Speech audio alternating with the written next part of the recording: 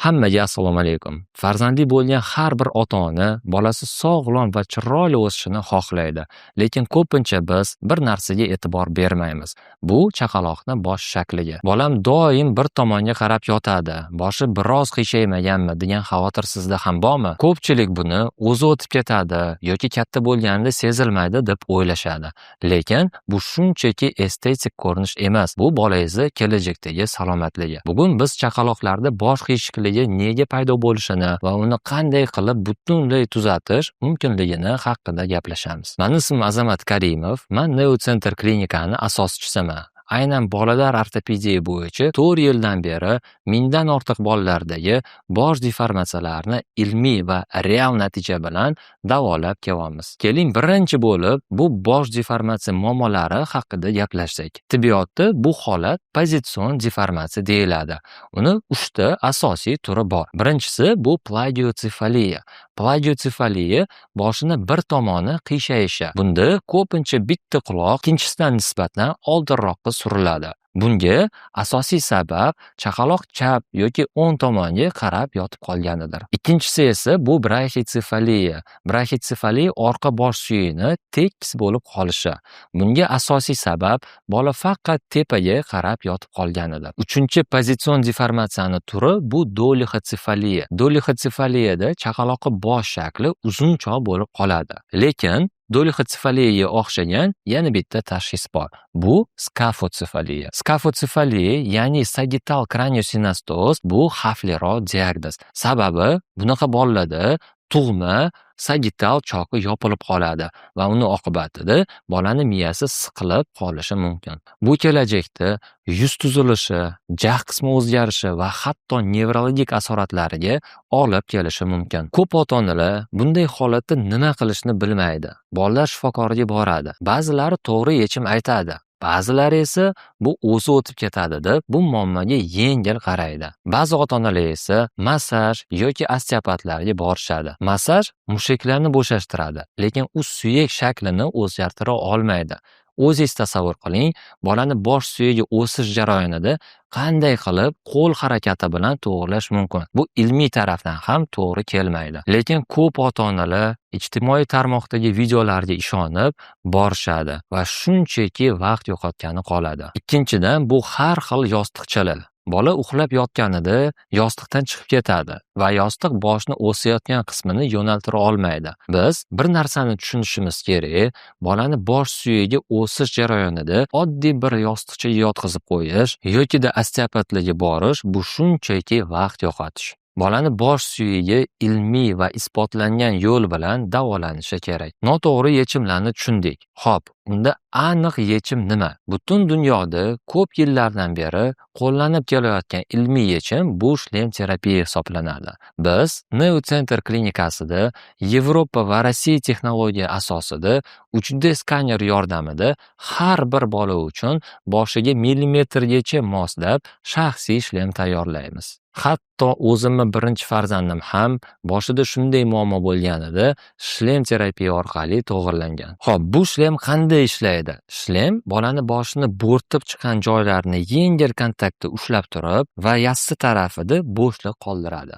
Bolani boshi o'sayotganida aynan shu zonaga qarab o'sadi va mana shu eng ideal yechim hisoblanadi. Bu shlemni farzandingiz 23 soat taqib yurishi shart. Aytganimdek, bu muammoga ilmiy yo'l bilan yondashmasangiz foydasiz. Biz esa butun dunyo foydalanadigan texnologiyalar bilan davolaymiz. O'zi shlem terapiya boshlash tartibi qanday bo'ladi? Birinchi o'rinda bu konsultatsiya. Konsultatsiyada biz bolangizni bosh shaklini tekshirib, kraniometr orqali sonlarini ko'rib, aniq diagnoz qo'yamiz. Agar farzandingizni 4 oygacha ko'rikka olib kelsangiz va ko'rikda pozitsionniy deformatsiya aniqlansa, bunday deformatsiyalarni hech qanday qo'shimcha jihozlarsiz uy sharoitida o'zi to'g'irlanishi mumkin. Va rostdan ham 80% pozitsionniy deformatsiyalar 4 oygacha o'zi to'g'irlanishi mumkin. Lekin farzandingizni yoshi 4 oydan oshgan bo'lsa va boshida deformatsiya kuzatilayotgan bo'lsa, biz aniq tashxis qo'yishimiz kerak. Bu genetik deformatsiya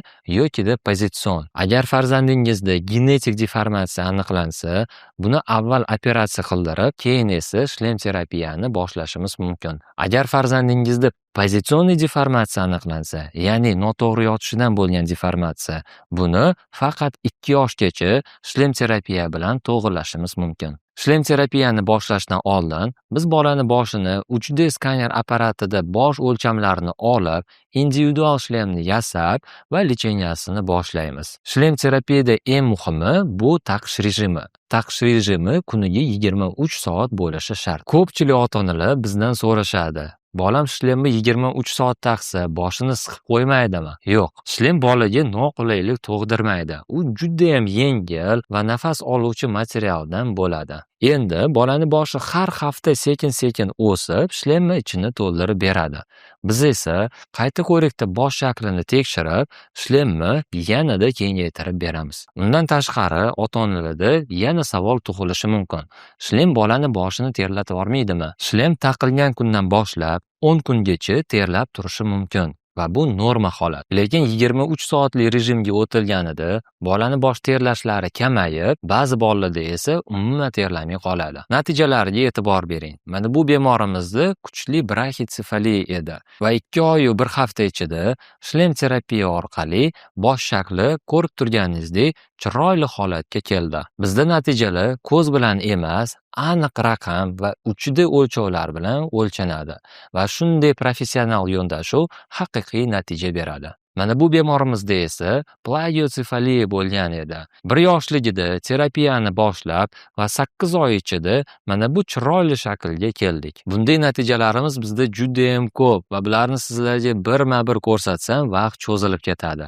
Aytganimdek, hozirgacha biz mingdan ortiq bolalarni bosh deformatsiyasiga professional va ilmiy yo'l bilan yechim berib kelyapmiz. Mana sizlarga to'liq ma'lumot berishga harakat qildim. Endi sizlardagi asosiy savol: shlem terapiya narxi qancha? Neocenter klinikamiz Toshkent shahrida joylashgan va bizda 2 xil shlem bilan lecheniya o'tadi.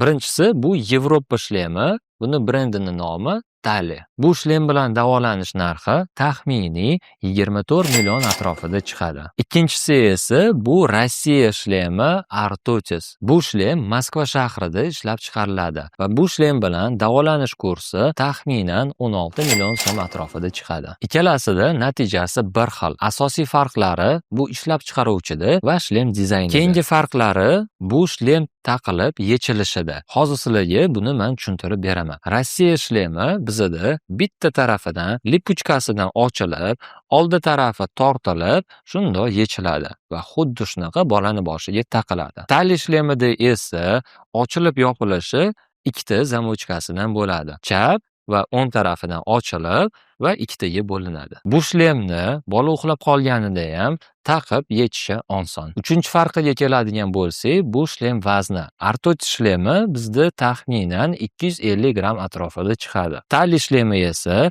taxminan 180-190 gram bo'lib chiqadi. Va tali shlemi vazni jihatdan ham sal yengilroq bo'lib hisoblanadi. Endi oxirgi va asosiy farqi Yevropa shlemida qayta ko'riklarda kompyuter diagnostikasi bor.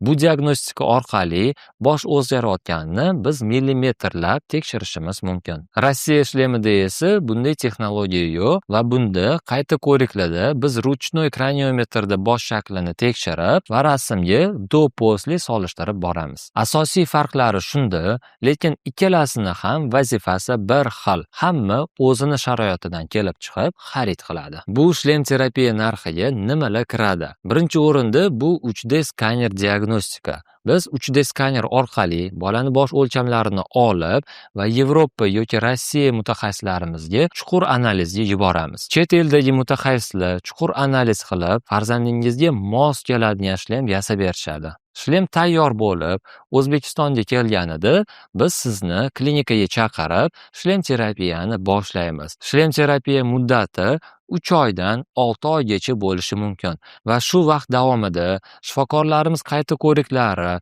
shlem korreksiyalari narxini ichiga kiradi. Farzandingiz yoshiga qarab natijalar ham har xil bo'lishi mumkin. Farzandingiz qancha erta kelsa, shuncha tez va yaxshiroq natijalarga erishamiz. Agar farzandingizni yoshi 4 oylikdan 12 oygacha bo'lsa, natijalar eng tez taxminan 3 oydan 6 oygacha bo'ladi. Birinchi natijalar esa 2 hafta ichida sezilishi mumkin. 1 yoshdan oshgan bolalarni ham biz davolashga olishimiz mumkin, lekin ularda natijasi uzoqroq muddatda bo'ladi. 2 yoshdan keyin esa bolalarni bosh deformatsiyasini to'g'irlashga iloji yo'q.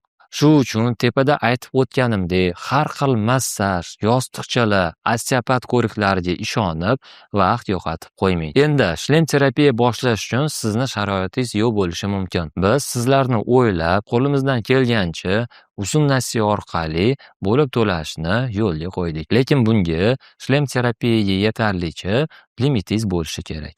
Hammamizga farzandimiz sog'ligi muhim. Agar sizni ham farzandingizda shunday muammolar kuzatilgan bo'lsa va bu muammoni shlem terapiya orqali tez va samarali natijalarga erishmoqchi bo'lsangiz, quyidagi telefon raqamlariga 10:00 dan 17:00 gacha murojaat qilishingiz mumkin. Yoki pastda silka qoldiramiz. O'sha silka orqali ro'yxatdan o'ting va biz o'zimiz siz bilan bog'lanamiz. Bu YouTube kanalimizda har xil turdagi bosh deformatsiyalar bo'yicha ma'lumotlar bor. Bizani yo'qotib qo'ymaslik uchun kanalimizga obuna bo'ling.